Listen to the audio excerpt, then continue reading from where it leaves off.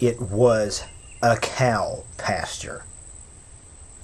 We had all been cajoled into attending the local Cub Scout pack meet by a slick, full-cover brochure which claimed that, amongst the other activities at the pack meet, there would be one that no pre-adolescent boy in the 1980s could have resisted. An obstacle course, ending with a laser maze. The entire surface of the brochure was covered with cross-hatched bluish-white laser beams on a black background, imagery reminiscent of the movie Tron, and inside it was explained to us that this pack meet was to be different than any that had come before it.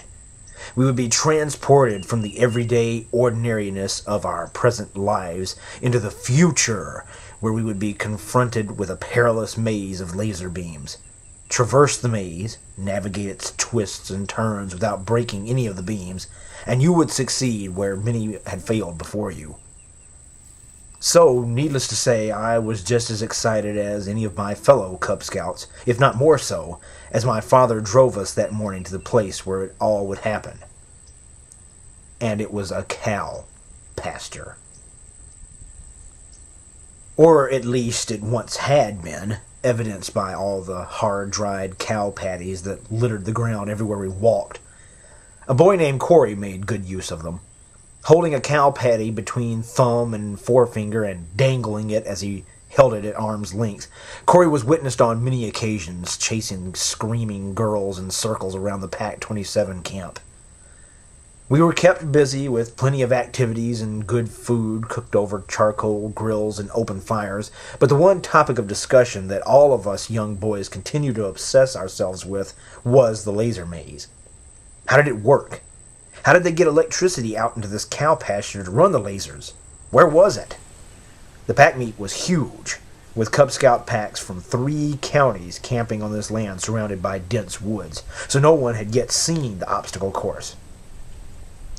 At some point in the day, a boy named Dale proudly announced that he had discovered the location of the obstacle course.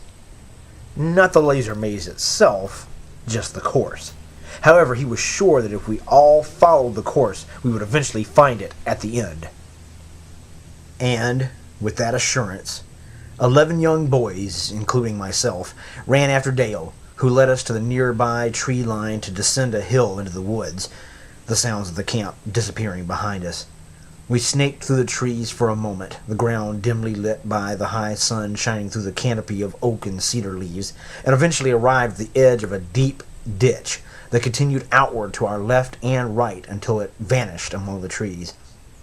In the trough of this ditch, there was what appeared to be a sandy, gravelly pathway.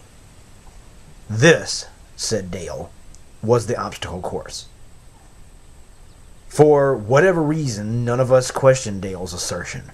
Our only argument was over whether we should run to our right or our left.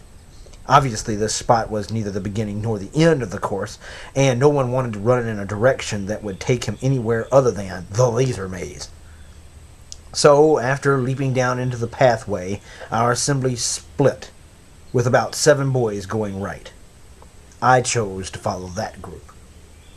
The sand scrunched under our shoes as we ran, anticipating the emergence of some futuristic-looking chamber with blue lasers around each bend in the path, and meeting with disappointment at every turn. In addition to that, this obstacle course didn't seem to have any actual obstacles either, aside from the occasional fallen tree over which we would clamber. Slowly, our number began to dwindle as, 1 or 2 at a time, boys gave up and returned to camp. "We went the wrong way," said some. "This ain't the obstacle course at all," said others. "My dad will kill me if I stay out here too long," said others. But I couldn't give up. I couldn't let the other boys see me as weak. As it was, I was already an outcast from the other Carroll County boys, a bony runt of a kid who was more interested in He-Man, Voltron, and dinosaurs than hunting, farming, or woodshop. So my young mind saw this as the prime opportunity to prove myself just as tough as the rest of them. I would not give up until I had reached the end, even if I did so alone. I did make it to the end, after what felt like hours of running, with only one other boy as my companion. And there was no maze to be found. Instead, the path ended abruptly and went up a steep hill. We couldn't see anything beyond the rise, so we climbed it, grabbing hold of roots and plants on either side for leverage along the way. The two of us were tired, defeated at this point, and yet still holding out hope that just on the other side of this final obstacle, we would find the elusive laser maze. Once we finally dragged our bodies over the rise, we found ourselves emerging from the tree line right into a pack camp, about 4 camps away from our own. When it finally came our pack's turn to run the laser maze, we were led by the adults through the cow pasture to an area marked off by a makeshift fence. Inside the fence, we were finally brought before the laser maze. A low grid of burlap twine tied to short wooden stakes driven into the ground. Attached to each individual line was a small jingle bell that would alert you that you had broken the beam.